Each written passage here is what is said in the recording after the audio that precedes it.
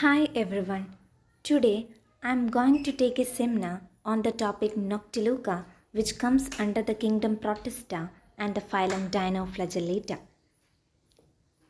Here we are discussing the basic features, morphology, nutrition, and reproduction of Noctiluca. Based on the resemblances of protists to higher levels of organization, the protists are classified into plant-like protist, fungus-like protist, and animal-like protist or protozoa. And our dinoflagellata comes under plant-like protist or algal protist. Phylum Dinoflagellata is otherwise referred to as Pyrophyta or fire algae. They are biflagellated, that is, they have two unequal flagellae, photosynthetic or heterotrophic protist. Their body enclosed within a shell, and that shell is called lorica or theca. They are mostly marine, and some of the freshwater forms are also seen. They constitute most important primary producers of marine ecosystems. Some of them are endosymbionts of marine animals, example zooxanthellae, green unicellular symbiotic algae zoochlorallae. They are responsible for red tide, and these dinoflagellates show bioluminescence. Noctiluca and goniologs are the important examples. Here we are considering Noctiluca. Let's have a look on the scientific classification of Noctiluca. Noctiluca comes under the kingdom Protista, phylum Dinoflagellata, class Dinophyceae, order Noctilucales, family Noctilucaceae, genus Noctiluca, and species Noctiluca scindilans. Noctiluca is commonly known as sea sparkle. We can discuss that later. They are pelagic, that they are floating or planktonic. They are large sized, non thecate. As we are considering the general characters of dinoflagellates, we see that dinoflagellates are thecate, but Noctiluca is non thecate. They are luminescent, that they have the ability to emit light, and unicellular dinoflagellates. These are mostly marine aquatic species. Next, we are going through the morphology of Noctiluca. Noctiluca has a transparent spherical body with a bilateral symmetry and covered by chitinous pellicle. It consists of cytoplasm, nucleus, flagella, and cytostom. It consists of protoplasmic strands, the central mass and marginal layer of cytoplasms join to form these strands. The non-contractile vacuoles are present between protoplasmic strands, and these non-contractile vacuoles are responsible for maintaining the buoyancy of body. Contractile vacuoles is a gelatinous material. We have already discussed that Noctiluca shows bioluminescence. And how it's possible?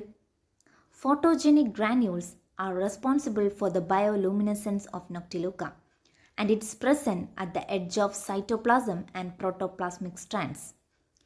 These granules contain protein luciferin and enzyme luciferase.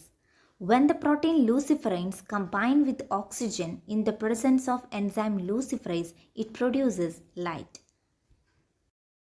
Ventrally, it consists of oral pouch.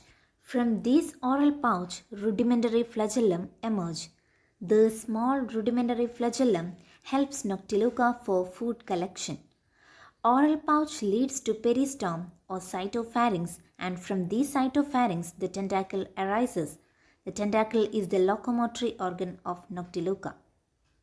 Noctiluca maintains the body in vertical position by regulating buoyancy. The nucleus, cytostom, cytoplasm, and flagellum together constitute the polar mass. Now let's have a look on the mode of nutrition of Noctiluca. The nutrition is holozoic. That means holozoic is a type of heterotrophic nutrition which is characterized by the ingestion or intaking of food particles in the form of solid or liquid. Phytoplanktons and zooplanktons are the main foods. Now, reproduction. Reproduction is through binary fission or hologamy. Binary fission is the parent individual itself divides into two daughter individual. Then hologamy.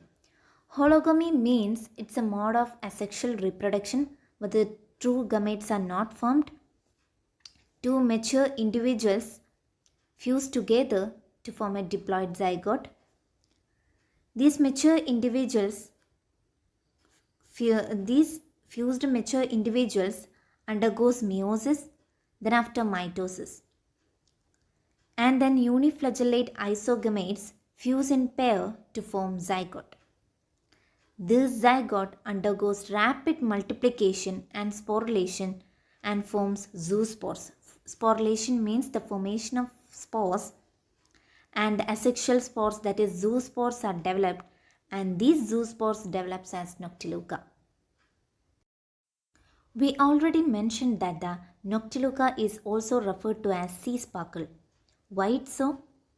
Because at the night time it emits blue color, that is, it shows bioluminescence property and they become glowing and luminescent. The another important feature is blooming. When Noctiluca undergoes rapid multiplication and form huge population more over the sea, it's called algal blooming. This leads to the discoloration of the seawater to red, that is, it is called as red tide or red water. It takes place during daytime. This red tide or algal bloom is very harmful to aquatic organisms and also to man because it releases many toxins, and these huge population of Noctiluca compete with other aquatic organisms for oxygen. By the release of toxins in the air, it causes many respiratory problems.